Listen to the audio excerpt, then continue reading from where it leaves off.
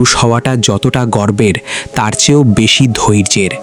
এই ভিডিওটা দেখার পর হয়তো আপনি নিজের বাবাকে, ভাইকে বা কাছের মানুষটাকে একটু অন্যভাবে দেখবেন। মানি এক সমুদ্র দায়িত্ব, বাবার ঝাপসা হয়ে আসা চোখের স্বপ্ন, মায়ের শেষ বয়সের ভরসা, আর পরিবারের মুখে একটু হাসি ফোটানোর অদম্য লড়াই। নিজের পকেট শূন্য থাকলেও পরিবারের আবদার মেটাতে যে মানুষটা হাসি মুখে হয়ে যাবে বলে আশ্বস্ত করে, সেই তো পুরুষ।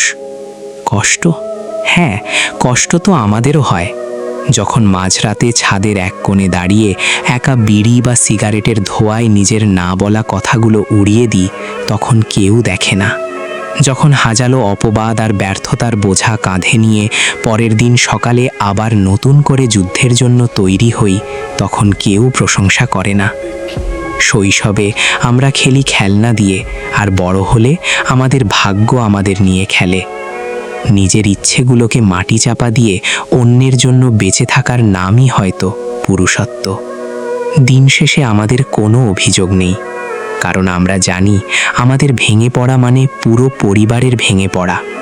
তাই সবটুকু কষ্ট বুকের বাম পাশে লুকিয়ে রেখে আয়নার সামনে দাঁড়িয়ে একটু মুচকি হেসে আমরা আবার বলে উঠি,